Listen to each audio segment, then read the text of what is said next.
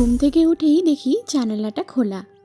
জানো তো, কালকে রাত্রে একদম জানালা লাগাতে ভুলে গেছি। সকালে উঠেই দেখি জানালাটা খোলা আছে। আসলে পর্দাটার জন্য একদমই বোঝা যায়নি। সো হ্যালো এভরিওয়ান, আসসালামু আলাইকুম। কেমন আছো তোমরা সকলে? আশা করছি সকলে খুব ভালো এবং সুস্থ আছো। আর আমরা অনেক ভালো আছি আল্লাহর রহমতে।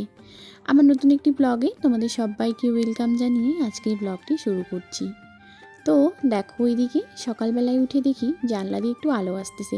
ভাবলাম পর্দাটা সরিয়ে দেখি জানালাটা একদমই খোলা ছিল। জানো তো, দেখে একদম ভয় পেয়ে গিয়েছিলাম। তারপরে চলে আসলাম বাইরে। বর্মশাই আর পুচকুসোনা তো উঠেনি, আমি চলে আসলাম বাইরে। এসে ফোনটাকে এক জায়গায় রেখেই কিন্তু ব্রাশ করতে লেগে গেছি। আর জানো তো, এখন বাজে 7:30টার মতো। আর এদিকে হালকা ফুলকা কিন্তু কুয়াশাও ছিল, তেমন একটা ছিল না, কিন্তু হালকা ফুলকা কুয়াশাও ছিল। আর এই যে দেখো, দূরে একটু কিন্তু রৌদ্র উঠতেছে এখন। আর এখন 7:30টার মতো বেজে গেছে। আম্মু কিন্তু সকালে চা খাচ্ছিল। আমি চলে আসলাম বাইরে। উঠে বাইরে এসেই ব্রাশ করতে করতে তোমাদের সঙ্গে একটু শেয়ার করতেছি ভিউটা। আর দেখো তো, আমাদের বাড়ির ফুলটা এত সুন্দর হয়েছে। জানো তো, এই ফুলটা হচ্ছে মেস্টার পাতার। আমরা এই পাতাটা টক খাই। তারপরে দেখো, ব্রাশ করেই চলে আসলাম ঘরে। এসে কিন্তু আগে একটু ফ্রেশ হয়ে নিই, বলতে গেলে একটু ক্রিম লাগিয়ে নিই। শীতের দিন তো, সকালবেলা একটু ময়শ্চারাইজার না লাগাইলে মুখটা কেমন চটচড়ে করে, সে কারণে। আর আমি না রোজই লাগাইনি, আজকে ভাবলাম যে একটু তোমাদের সঙ্গেও শেয়ার করি। আর একটু লাগিয়েও নিই। রোজে লাগাই না, মানে এত যে ইসে করি, মানে আলসি টাইপের আর কি। যে কোনো কাজকর্ম করতে গেলেই আমি চলে যাই, আর নিজের প্রতি অত একটা ধ্যান রাখি না। মানে সংসারের প্রতি খেয়াল রাখতে রাখতে আমি নিজের প্রতি খেয়াল রাখা ভুলে যাই। তো আজকে ভাবলাম যে একটু ঘরে যেহেতু আসলাম, তো এদিকে জানলাটার বিষয় না আমার একটু সেই ভয়ই লাগতেছিল, একটু টেনশনও হচ্ছিল। মানে এখন পর্যন্ত কিন্তু বাড়িতে কাউকেই বলি নেই। এখন যে আমি ভয়েস ওভার দিচ্ছি সন্ধ্যার দিকে, কিন্তু আমি এখন পর্যন্ত কাউকেই বলিনি। তো এদিকে দেখো, সকালে চলেই এসলাম রান্নাঘরে। এসেই আগে একটু গোলা রুটি করে নিচ্ছি।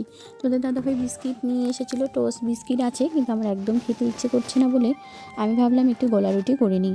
প্রথমে পুচকুসোনার জন্য, মানে পুচকুসোনা খায়নি যদিও, আমিই খেয়েছিলাম। তো প্রথমেই একটা কিন্তু আমি এমনি হালকা চিনি আর একটু লবণ দিয়ে করে নিচ্ছিলাম। তো আর জানো তো, তোমাদের দাদাভাই না একদম এরকম করে খেতে চায় না। সেজন্য ওর জন্য কিন্তু এখন একটু ইসে করে করতে হবে, মানে পেঁয়াজ লঙ্কা দিলে ও ভীষণই পছন্দ করে। তার জন্য ওর জন্য একটু পেঁয়াজ লঙ্কা দিচ্ছি, একটা পাকা লঙ্কা আর একটা পেঁয়াজই দিব। তো এদিকে দেখো, এই কথা বলতে বলতে আমার কিন্তু এদিকে কাটাও স্টার্ট হয়ে গেছে। আর এই যে বাসনগুলো কিন্তু এরকম করেই আছে। আজকে জানো তো, বাসনগুলো আর রাখিনি ঠিক মতো করে। প্রথমে আগে গোলা রুটিটাই করে নিচ্ছি। আর তোমাদের দাদাভাই, ভাবলাম যে তোমাদের দাদাভাই উঠবে গরম গরম তাকে করে দেবো, কিন্তু হ্যাঁ সত্যিই তোমাদের দাদাভাই একটু পরেই উঠে গিয়েছিল। আর জানো তো, আজকে ওর খেলা আছে, সে কিন্তু খেলতে যাবে। মানে আজকে যদি জিতে তাহলে হয়তো ফাইনালে উঠবে, এরকমই আর কি। তো তার খেলা আছে, সে একটু তাড়াতাড়ি উঠছিল। তো আমি এদিকে ততক্ষণে গোলা রুটি করি, তোমাদের দাদাভাই কিন্তু ততক্ষণে উঠে গিয়েছিল, পুচকুসোনাকে উঠিয়ে নিয়েছে। তো এদিকে দেখো, হয়ে গেছে আমার গোলা রুটি করা। আর একদম বড় সাইজের করে নিয়েছি, তাহলে না বেশিক্ষণ আর লাগবে না ভাজতে। সে কারণে দুইটাই করেছি অনেক বড় বড় করে। চা নাস্তা করার পর চলে আসলাম ভাত বসিয়ে সবজি নিতে। এদিকে দেখো, বাঁধাকপি আলু টমেটো দিয়ে সবজিটা করে নেব। আর জানো তো, কালকে রাত্রে একটু মাংস আছে, ওই মাংসটাই হয়ে যাবে। আমি এগুলো রান্না করার পর আম্মু কিন্তু নিয়ে এসেছিলো এই যে পাতা শাকটা।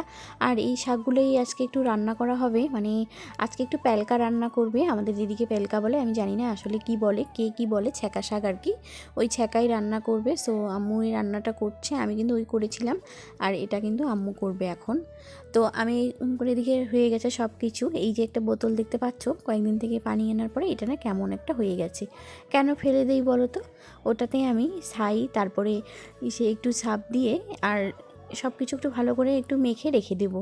আর জানতো, বাসন মাজার সাবান আছে, কিন্তু সাবান কখনো কখনো না এমন চর্বি চিটচিটে বাসন, ওগুলা কিন্তু একটু ছাই দিয়ে মাজলে বেশি ভালো হয়। আর আমি যেহেতু এখন মাটির উনুনে রান্না করছি, উনুনের বাসন তো পুরাই একটু ইসে হয়ে যায়, কালি লেগে যায়। সে কারণেই ছাই দিয়ে পরিষ্কার কিন্তু খুব ভালো হয়। সে কারণে দেখো, এটা একটু সুন্দর করে রেখে দিলাম। আর একটু পরেই ঘরে এসে দেখি আম্মু কিন্তু এদিকে তরকারিটা বসিয়ে দিয়েছে, মানে শাকটা আর কি। দেখো কত সুন্দর হয়েছিল। আর এদিকে দেখো, কালারটা খুবই সুন্দর হয়েছে। আর জানো তো, খেতেও কিন্তু ভীষণই টেস্টি। আমার তো ভীষণই পছন্দ লাগে। তোমাদের কে কী এরকম করে পছন্দ করো তোমরা অবশ্যই কিন্তু কমেন্ট করে জানাবা। তোমাদের ওদিকে কী কী, মানে কে কী বলে সেটাও কিন্তু কমেন্টের মাধ্যমে জানাবা। আর এদিকে দেখো ঘরে চলে আসলাম। বড়মশাইকে আগেই তোমাদের বললাম বড়মশাইয়ের খেলা আছে, সে কিন্তু খেলতে যাবে বলে সব জিনিসে দেখো কীভাবে এলোমেলো করে রেখে দিয়েছে, কারণ তার কয়েকটা জিনিস ছিল সে পায়নি বলে খোঁজাখুঁজি করতেছিল। আর সব কিছু দেখো এখন কি করে রেখে দিয়েছে, ওগুলো এখন সব আমাকে ঠিক করতে হবে। সো আমি কিন্তু একটু পরে অবশ্য ঠিক করেও রেখে দিয়েছিলাম, তার খেলা আছে তো আমরা ও কিন্তু খেলার ওখান থেকে জিতেও এসেছিলো, ভীষণই খুশিও লাগতেছে। পরে আমার কাজগুলো করতেও কিন্তু কোনো একটা কষ্ট হয়নি, আমি এগুলো আগেই করে নিয়েছিলাম।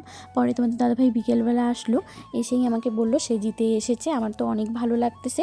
তারপরে দেখো এদিকে সব কিছু এখন ঠিক করে রাখতেছি, কয়েকটা জামা কাপড় না বের করবো, রোজকোশনার কয়েকটা এখানে গেঞ্জি সোয়েটারগুলো আছে, মানে হাইনিকগুলো আছে, সেগুলো একটু বের করে নেব। আর জানো তো এইখানে এই বাক্সটার মধ্যে শুধু আমার বেড কভারগুলোই বেশি আছে, এখানে না 6টা বেড কভার আছে, 3টা সুতি আর 3টা এই যে দেখতে পাচ্ছ একটু ইসে মানে যেটা বিছিয়ে দিয়েছি ওরকম আর কি, 3টা এরকম আছে। এই যে দেখো এক এক করে উঠাচ্ছি আর রাখতেছি। অনেকই কাপড়, এখানে অনেক কাপড় চোপড় আছে, ছোট ছোট কাপড় চোপড়গুলো না আমি এইভাবে রেখে দিই, তাহলে কি হয় বলো তো, ছোট ছোট কাপড়গুলো পাওয়ার একটু সুবিধা হয়।